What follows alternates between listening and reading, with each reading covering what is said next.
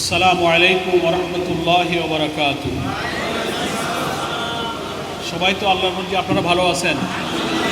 আলহামদুলিল্লাহ আলহামদুলিল্লাহ আলহামদুলিল্লাহি রাব্বিল আলামিন। সালাতু ওয়াসসালামু আলা সাইয়্যিদিল মুরসালিন ওয়া আলা আলিহি ওয়া সাহাবিহি আজমাইন। বাংলাদেশ জামাত ইসলামীর ঢাকা মহানগরী দক্ষিণের উদ্যোগে আয়োজিত আজকের এই অগ্রসর কর্মীদের শিক্ষা শিবিরের প্রিয় পরিচালক, মঞ্চে উপস্থিত মহানগরী জামাতের সংগ্রামী নায়েবে আমির, মঞ্চে উপস্থিত সহকারী সেক্রেটারি এবং ঢাকা মহানগরী দক্ষিণের কর্মপরিষদ সদস্য এবং আজকের যারা ঢাকা মহানগরী দক্ষিণের বিভিন্ন থানা থেকে সংগঠনের বাছাইতে পড়ে যারা আজকের এই শিক্ষা শিবিরে ডেলিগেট হওয়ার সৌভাগ্য অর্জন করেছেন, আমার সেই সব প্রিয় ভাইরা, আমি আল্লাহ তাআলার কাছে আপনাদেরকে নিয়ে আবারও প্রাণ ভরে শুকরিয়া আদায় করছি যে আল্লাহর একটা প্রিয় কাজ, একটা পছন্দনীয় কাজ, আল্লাহর কাছে সবচেয়ে শ্রেষ্ঠ মর্যাদার কাজ, মাগফিরাতের কাজ, আল্লাহর সন্তুষ্টি হাসিলের কাজ, ইকামতে দ্বীনের এই মহান কাজে আমাদের হায়াতের কিছু সময় ব্যয় করার জন্য এখানে একত্রিত হবার তৌফিক দান করেছেন। এই জন্য আমরা সবাই আল্লাহর কাছে শুকর আদায় করি, আলহামদুলিল্লাহ। ইসলামী আন্দোলনের কর্মীদের ব্যবহারিক জীবন, ইসলামী আন্দোলনের কর্মীদের ব্যবহার জীবনটা কেমন হবে? এটা ঠিক আল্লাহর গোলাম, আল্লাহর বান্দা হিসেবে সব মুসলমানের মুআমালাতটা, ইসলামী জিন্দগিটা, ব্যবহারটা, আচরণ বিধিটা মুসলিম হিসেবে একই রকম হওয়ার কথা। কিন্তু সমাজের সেই সংস্কৃতি, সেই শিক্ষা, সেই সভ্যতা থেকে আমরা বঞ্চিত বলে একটা জাহেলি পরিবেশে অনাচার, পাপাচার, শিরক, জাহেলিয়াত, বাজে রসম রেওয়াজের মধ্য দিয়ে আমাদেরকে লড়াই করে ইসলামী আন্দোলনের পথে আসতে হচ্ছে এবং টিকে থাকতে হচ্ছে। এই জন্য আমাদের আচার আচরণটা আলাদা করে আলোচনা করা জরুরি হয়ে পড়েছে। সেই কারণে এই আলোচনাটা খুবই সময় উপযোগী। শিরোনামকে যদি তিনটা ভাগে ভাগ করি, তাহলে পয়লায় শিরোনামের উপর একটু কথা বললে আলোচনার বিষয়বস্তুটা আমরা পরিষ্কার করে আলাদা আলাদা করে বুঝতে পারবো। একটা বলা হচ্ছে যে ইসলামী আন্দোলনের কর্মীদের, আর একটা হচ্ছে ব্যবহারিক, আর একটা হচ্ছে জীবন। তিনটা কথা আলাদা আলাদা একটু বুঝি। ইসলামী আন্দোলনের কর্মী কাকে বলে? এই যে আমরা যারা এখানে হাজির আছি, আমি নিজেও একজন ইসলামী আন্দোলনের কর্মী, আপনিও একজন কর্মী, নাকি বলেন? এই তো যারা একটা প্রতিষ্ঠিত জাহেলিয়াতকে উৎখাত করে সমাজের সর্বস্তরে আল্লাহ তাআলার দ্বীনকে বিজয়ী করার জন্য সর্বাত্মক প্রচেষ্টা চালাবার জন্য জানমাল কোরবানি করতে থাকে, এরাই হচ্ছে ইসলামী আন্দোলনের কর্মী, নাকি বলেন? তো ব্যাস হয়ে গেল, সেই লোকগুলোই তো আমার সামনে বসা। আর আমরা যারা কথা বলছি আমাদেরও একই পরিচয়, যে আমরা একটা জাহেলিয়াতের, প্রতিষ্ঠিত জাহেলিয়াতের বিরুদ্ধে সংগ্রাম করছি। আমাদের কাজটা কোনো সহজ কাজ না, আমাদের একটা প্রতিপক্ষ আছে, নাকি বলেন? আমরা কোনো ফাঁকা মাঠে গোল দিচ্ছি না, কিন্তু আমাদের বাইরে সামনে কিন্তু শক্ত প্রতিপক্ষ আছে, নাকি বলেন? ইসলামী আন্দোলন ইতিহাস বলে যুগে যুগে আল্লাহর নবী আম্বিয়া কেরামগণ যারা আন্দোলন করেছেন, সব যুগে একটি শক্ত প্রতিপক্ষের বিরুদ্ধে তারা আন্দোলন করেছে। ফলে আমরা আজকে যে প্রিয় জন্মভূমি বাংলাদেশ, যেখানে আল্লাহ তাআলা আমাদেরকে পয়দা করেছেন, যেখানে আমরা আল্লাহ তাআলার দ্বীন কায়েমের স্বপ্ন দেখি, সেই জায়গা, সেই মাঠ পরিষ্কার না। এখানে জঞ্জাল, জাহিলিয়াত, শিরক, তাগুত, মানবরচিত মতবাদ, সমাজতন্ত্র, ধর্মনিরপেক্ষতা, নাস্তিকতাবাদে এ সমাজ ভরপুর। সেই প্রতিপক্ষের মোকাবেলায় আমরা গুটি কয়েক আল্লাহর গোলামেরা এই লড়াইয়ের ময়দানে নেমেছি। সেই কারণে এটি আমাদের পরিচয় যে আমরা একটা প্রতিপক্ষের বিরুদ্ধে সংগ্রাম করছি। সেকেন্ড হচ্ছে কি জন্য সংগ্রাম করছি? এখানে যা কিছু প্রতিষ্ঠিত আছে, কায়েম আছে, স্টাবলিশড আছে, চালু আছে, ওর কোনোটা আমরা মানে না, সব উৎখাত করতে চাই। একদম শিকড় সহ তুলতে হবে। এর একটা শিকড় বাঁচায় রাখলে আল্লাহ তাআলার দ্বীনের আলো জ্বালানো কঠিন হবে। পুরা শিকড় সহ আমরা এই জাহেলিয়াতকে উৎপাট করতে চাই। তৃতীয় হচ্ছে নির্মূল করার পর, উৎখাত করার পর, এ সভ্যতাকে ভেঙে চুরমার করে দেওয়ার পরে, পরিবর্তন করার পরে আমরা কি করব? সমাজের সর্বস্তরে আল্লাহ পাক আসমান থেকে ফেরেশতার মাধ্যমে যে কিতাব নাজিল করেছিলেন, যে কিতাব দিয়ে আমাদের জীবন সমাজকে বদলে দেওয়ার নির্দেশ দিয়েছিলেন, রাষ্ট্র কায়েম করে মানুষের জীবনে শান্তি কল্যাণের জন্য বলেছিলেন, লাকাদ আরসালনা রুসুলানা বিল বাইয়িনাতি ওয়া আনজালনা মাআহুমুল কিতাব ওয়াল মিজান লিয়াকুমান নাসু বিল কিসত ওয়া আনজালাল হাদিদ ফীহি বাসুন শাদীদ ওয়া মানাফিউ লিন-নাস। আল্লাহ বলছেন, আমি যুগে যুগে আম্বিয়া কেরামদেরকে পাঠিয়েছি, কিতাব দিয়েছি, মিজান দিয়েছি, বাইয়িনাত দিয়েছি। কি জন্য?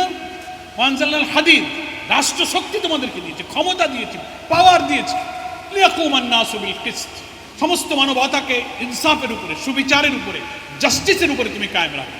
কিসত মানে হচ্ছে সুবিচার, ইনসাফ, জাস্টিস, যার যা হক যার যা পাওনা তা তাকে বুঝিয়ে দেওয়ার নাম হচ্ছে সুবিচার ইনসাফ। আমার খাওয়া পড়া, শিক্ষা, চিকিৎসা, আমার নৈতিকতা, আমার দিন মানা, ইমান মানা, আমার ব্যক্তিগত নিরাপত্তা, আমার সমস্ত অধিকার আল্লাহ তাআলা আমাকে যা দিয়েছেন সেইটা আমার বুঝে পাওয়ার অর্থ হচ্ছে সুবিচার, ইনসাফ, জাস্টিস। কোরআনে বলা হয়েছে কিসত। আল্লাহ বলছেন সমস্ত মানব জাতি যেন লিয়াকুমান নাসু বিল কিসত, এই সুবিচারের উপরে প্রতিষ্ঠিত থাকতে পারে, খাড়া হতে পারে, এস্টাবলিশড হতে পারে। এই জন্য আমি এই নবী রসুল পাঠিয়েছি, এত কিতাব, এত বাইয়িনা, এত মিজান, মানদণ্ড সব পাঠিয়েছি। সূরা হাদিদের রূপক অর্থে ও আনজালনাল হাদিদ বলা হয়েছে।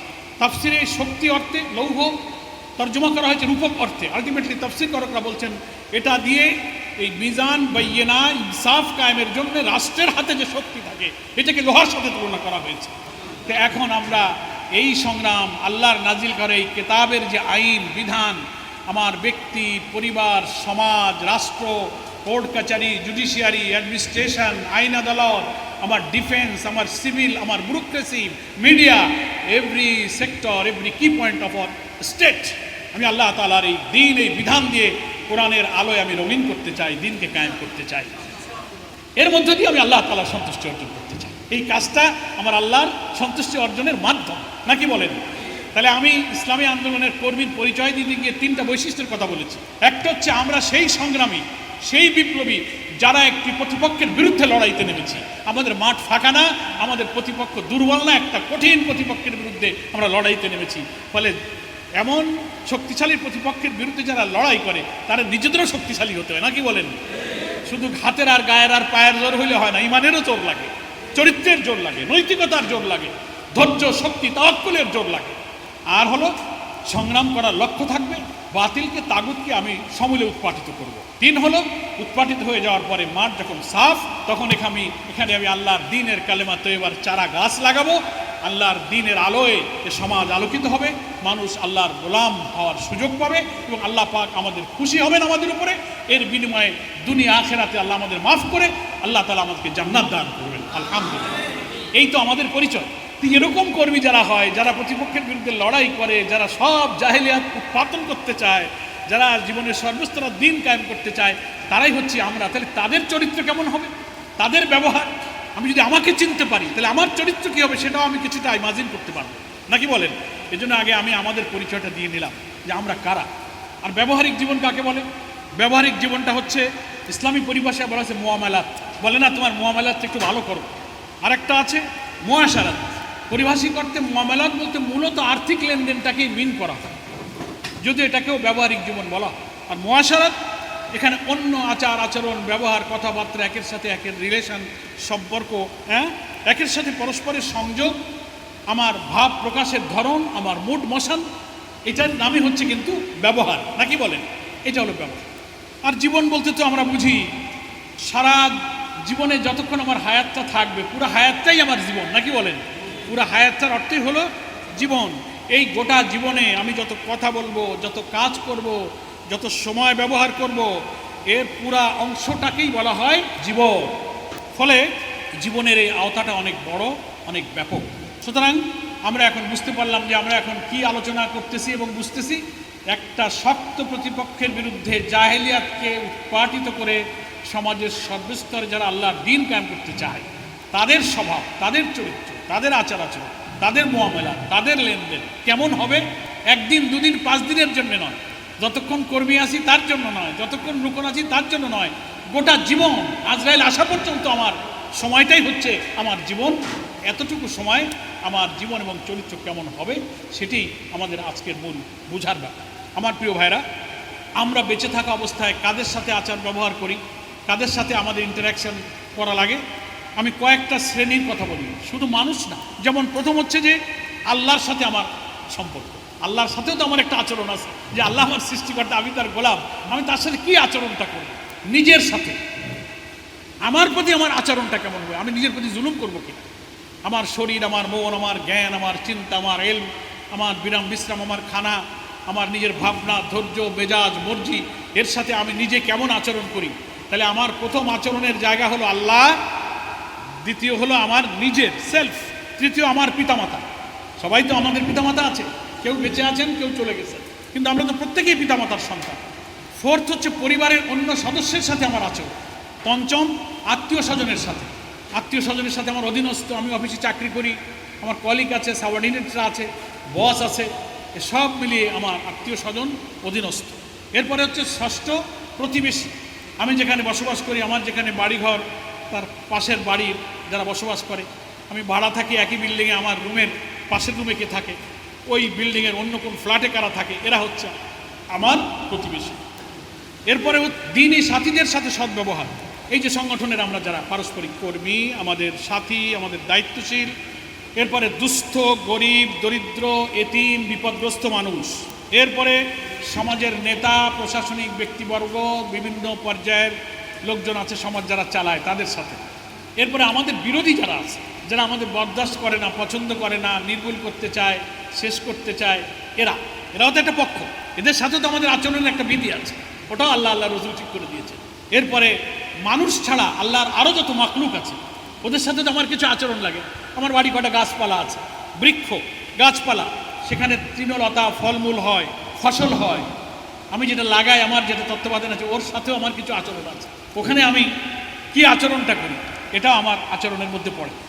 ফলে আরও অনেক প্রাণী আমার বাড়ি ঘরে থাকে। বিড়াল আছে, কুকুর আছে, গরু বাছুর আছে, হাঁস মুরগি আছে না, আমার বাড়িতে তো এই সমস্ত প্রাণী থাকে। ওদের সাথেও তো বাড়িওয়ালা মালিক হিসেবে, আশরাফুল মাখলুকাত হিসেবে আমার একটা আচরণ, কেমন আচরণ করব। তাহলে কত কথা বললাম দেখেন।